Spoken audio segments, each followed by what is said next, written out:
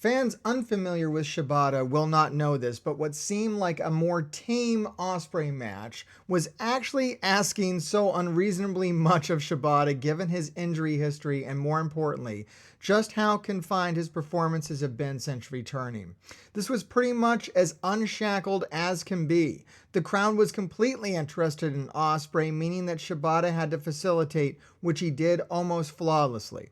The boring stuff just looked so good with Shabata. The bigger bumps and strikes he took were amazing too. Enjoyed it more than others will have. What this reviewer was saying, and what you can tell on this is, Shibata had some career-ending injury, and he has returned, and so you are never going to see, Will Ospreay on 10 against Shibata because he's not able to do as much as he could do before the injury.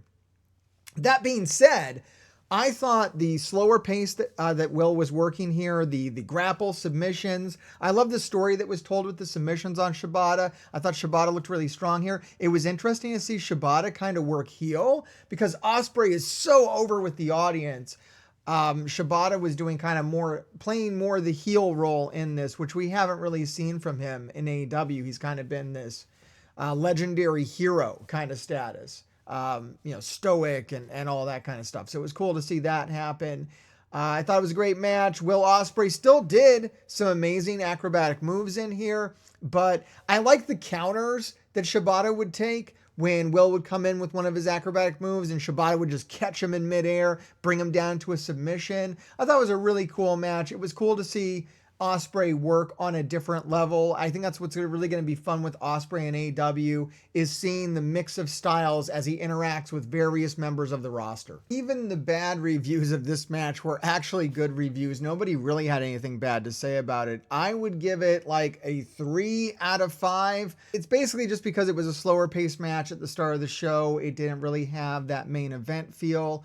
I feel like AEW fans, we don't really have the history with Shibata that people who have been following New Japan Pro Wrestling would have. So we're kind of missing out on that, but that doesn't mean that we shouldn't go back and check that out. I like the highlights that they played before the match of the previous match that Will Ospreay had with Shibata when Shibata won. So we're telling a story here about Ospreay. He's going to eat through the entire roster. He's going to beat everybody. I don't know when Ospreay's going to take his first loss, but it's going to be a long time from now. Love the Young Bucks offense here. They looked insanely dangerous. The Falcon Arrow off the barricade, the guillotine leg drop, the power bomb on the apron. It all looked devastating, like the Bucks are a power wrestling team. Started to go off the rails with the bell and the belt, and then the botch finish completely ruined the overall output. And man, guys, you are really soft if the little bit of slip up on the finish there entirely destroyed your enjoyment of this match. I actually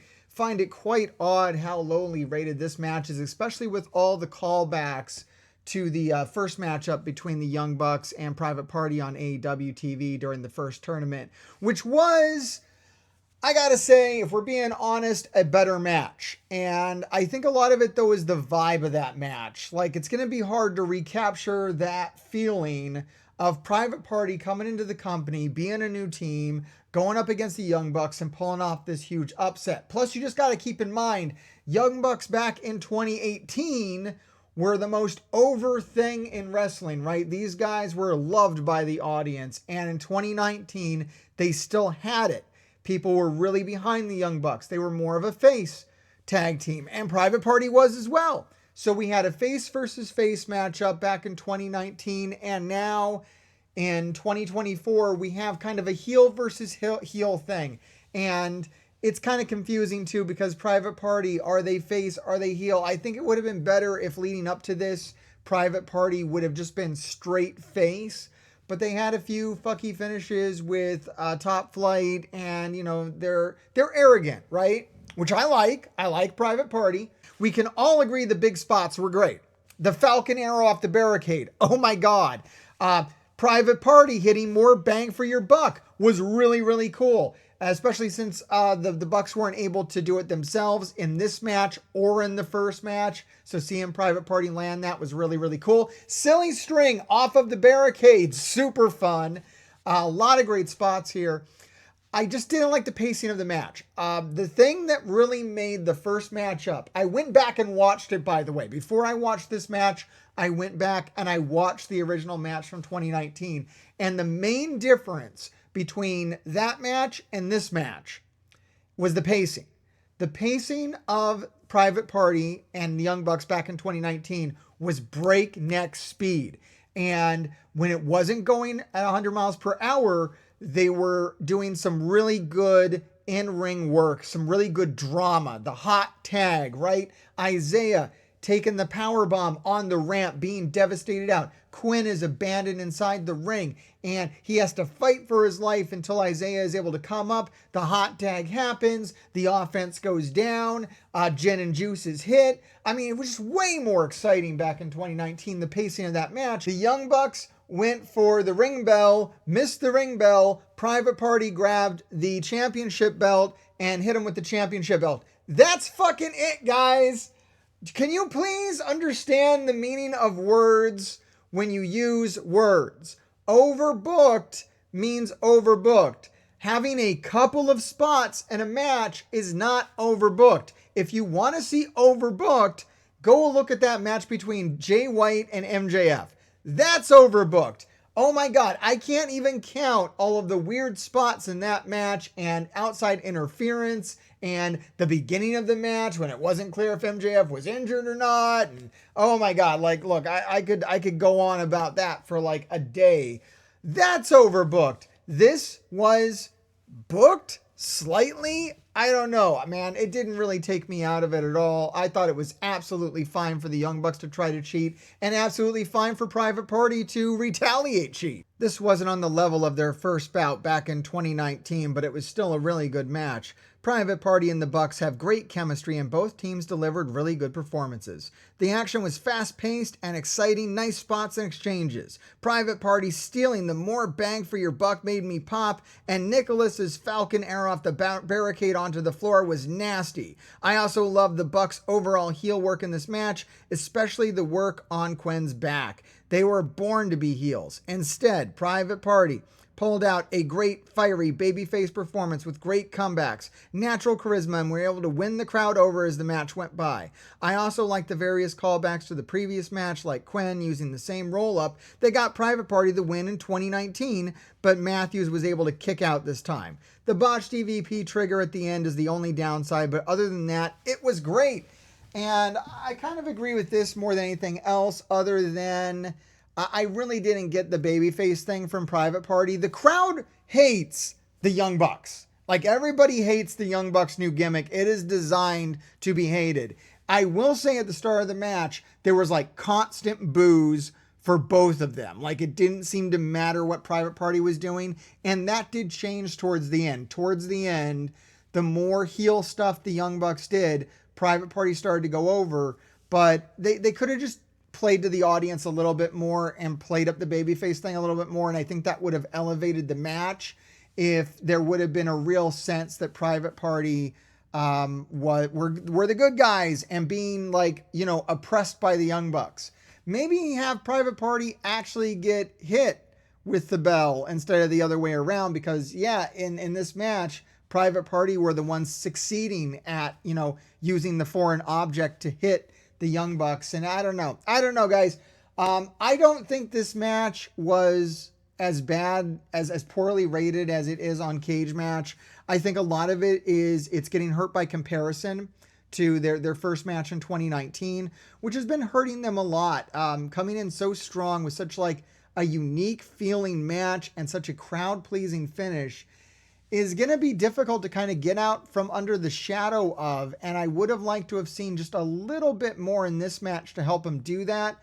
I'm really hoping that if the Young Bucks win this whole thing, they get a rematch. Private Party gets a rematch with them and gets to put them down at some point. Would be really fun. However, I think the Young Bucks, if they win this thing, they're probably going to hold those belts for like the rest of the year. God knows how long it's going to take. But you know what? It's all about the chase. So if Private Party is able to work face and do that chase to get a rematch against the Young Bucks for the title, when it finally happens, if it happens, it should happen, it would be a glorious moment. I don't think this is the best Private Party has looked since they've come back. I don't. I thought the match between them and Top Flight was way better, guys. Go check it out. But Quinn was on fire in that match. I actually realized when I went back and watched the match between Young Bucks and Private Party at the start that the spot he did recently with Top Flight, he used back then in 2019, where he was flying from each side of the ring, back and forth on Top Flight. That's a really cool spot. I would have liked to have seen that here. It would have been cool just to see Private Party be a little more face, a little more crowd pleasing. It would have been more devastating to have him lose had they been doing more kind of high flying offense, more crowd pleasing stuff instead of kind of working basically kind of in between, kind of heelish. Before we end this video, I just want to take a moment and say I'm actually enjoying this tag tournament more than I thought I would. When we first considered the option of Sting and Darby going out as champions and retiring, stepping away from the belts, vacating the titles, and starting up a tag team tournament, I thought, man, we've seen it before. We've done it before. It seems like we vacate titles all the time and then we do tournaments, and I don't really care.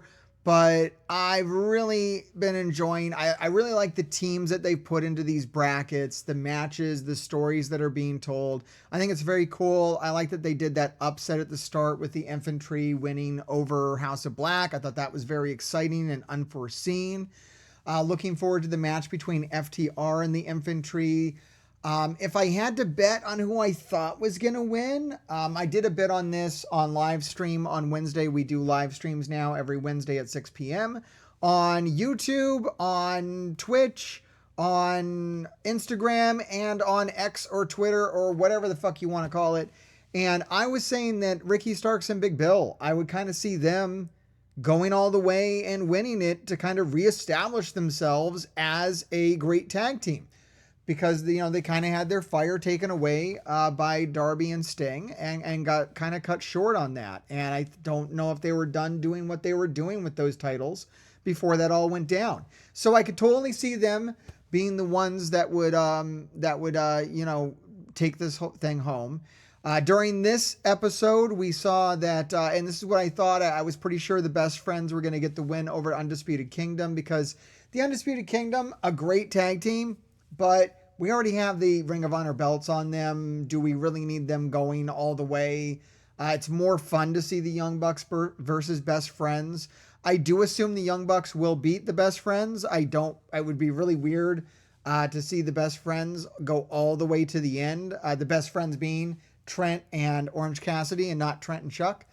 So I don't know. That seems a little odd. I could totally see this coming down to the Young Bucks. Young Bucks and Top Flight is a great match. The Young Bucks and Ricky Starks and Big Bill is a great match. The Young Bucks against FTR is a great match. Hell, the Young Bucks versus the Infantry is the good match. Why? Because the Young Bucks have a good match against anybody, which I hope is something that the fan base is finally willing to accept after all this time. Another thing you should be willing to accept is that there's a lot of other good videos on this channel, so I hope you check them out, as well as like and subscribe. Come check us out on Instagram if you haven't already. There's the little QR code. We have a good time there. I post up clips from these videos every day. All kinds of fun things happen. Wrestlers drop in and drop likes and comments and whatnot too, so thank you to everybody that does that out there in the wrestling world. I know a lot of independent wrestlers have been following the page, so I just want to say hi to you guys. I think it's really cool to see you out there, and hopefully we can get you on the show someday for an interview.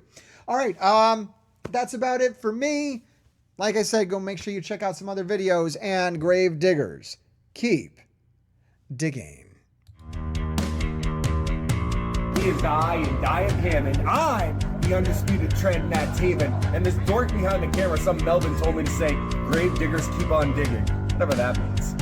I am AEW wrestler and Ring of Honor tag champ Mike Bennett. And remember, Grave Diggers keep digging, but not the monster truck. Even though my son really likes that monster truck, I kind of like Son of a Digger, and so I'm going off on a tangent about monster trucks because my son really loves monster truck, but we're talking about the YouTube channel, so make sure, Grave Diggers, keep on digging, baby.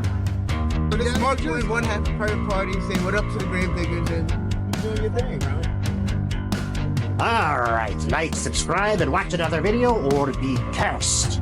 If you're cursed, that means the grave diggers will keep digging your graves. So, you probably want to do it.